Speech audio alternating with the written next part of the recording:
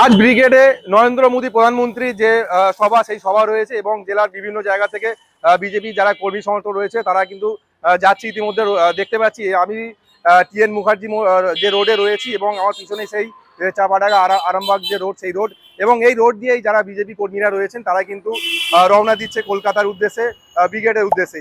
সাধারণত আমরা যেটা দেখতে পাই, তৃণমূলের যে মিটিং হয়, যে সভা হয় 21শে জুলাই বা শহীদ সভা যেটা হয়, দেখতে পাই বাস যেগুলো যায় এগুলো খাসা ভিড় যায় এবং তারপরও বাদুর ঝোলার মতো ঝুলে যারা তৃণমূলের কর্মী রয়েছে তারা যায়। কিন্তু আজকে দেখতে পাচ্ছি অন্য রূপ।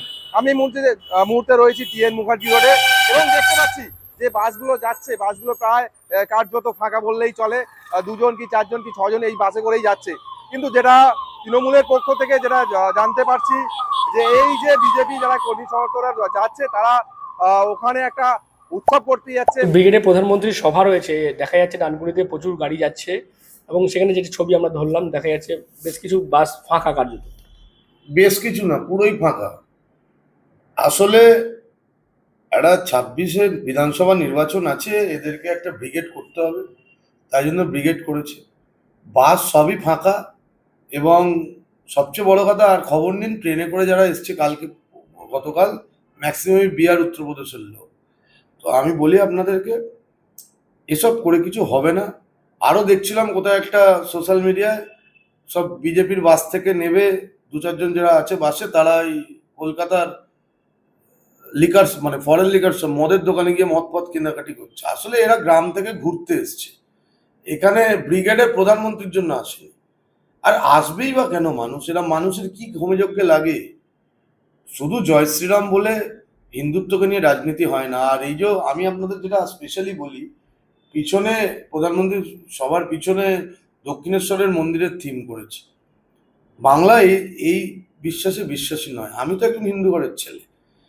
কোনো একটা রাজনৈতিক দল স্পেশালি কোনো কমিউনিটিকে নিয়ে রাজনীতি করবে, এটা অত্যন্ত খারাপ জিনিস। প্রথম যদি এদের প্রত্যাখ্যান করে কেউ, আমার মনে হয় হিন্দুদের করা উচিত। জয় শ্রীরাম বলার একটা নির্দিষ্ট সময় আছে, জয় শ্রীরামের পুজো করবার একটা নির্দিষ্ট সময় আছে। রাত্রিবেলা মদ মাংসকে জয় শ্রীরাম বলা যায় না। হিন্দুদের একটা সৃষ্টি কালচার আছে, মানে সেই কালচারকে এরা নষ্ট করে। এই কালচারকে নষ্ট করাটা দণ্ডনীয় অপরাধ। প্রথম যদি এদের প্রত্যাখ্যান করতে হয়, হিন্দুদেরকে করতে হবে, কারণ এরা হিন্দুদের নিয়ে রাজনীতি করে। আজ আমরা আমাদের দেশের শ্রদ্ধেয় সম্মাননীয় প্রধানমন্ত্রী মাননীয় নরেন্দ্র মোদীজিকে দেখতে ও শুনতে এসেছি কলকাতার ক্রিকেট প্যারেড গ্রাউন্ডে। বাংলা জুড়ে যে পরিবর্তনের আকাঙ্ক্ষা জনমানসের সৃষ্টি হয়েছে, সেই আকাঙ্ক্ষাকে শক্তি প্রদান করার জন্য, সেই আকাঙ্ক্ষার বাস্তব রূপদানের জন্য আমরা আজ নরেন্দ্র মোদীজিকে শুনতে এসেছি।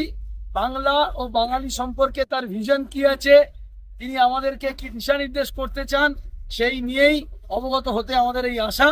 সারা বাংলা জুড়ে সমগ্র আপামর বঙ্গবাসীর মধ্যে আজ পরিবর্তনের আকাঙ্ক্ষা রয়েছে।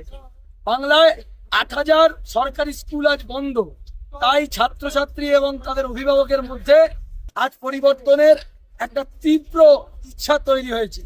বাংলা জুড়ে 6,800টি ছোট বড় কোম্পানি হয় বন্ধ হয়ে গেছে অথবা ভিন্ন ভিন্ন রাজ্যে স্থানান্তরিত হয়ে গেছে। তাই বাংলায় বেকার যুবকেরা, তাদের মধ্যে আজ পরিবর্তনের তীব্র আকাঙ্ক্ষা তৈরি হয়েছে।